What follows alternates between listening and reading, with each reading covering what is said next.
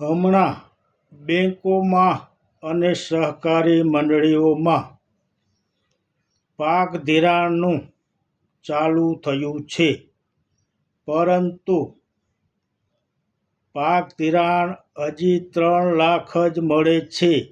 સરકારશ્રીએ 3 મહિના પહેલાં જાહેરાત કરી હતી કે ખેડૂતોને 0% વ્યાજે 5 લાખ રૂપિયા મળશે, પરંતુ હજુ સુધી બેંકમાં આ પરિપત્ર પહોંચ્યો નથી.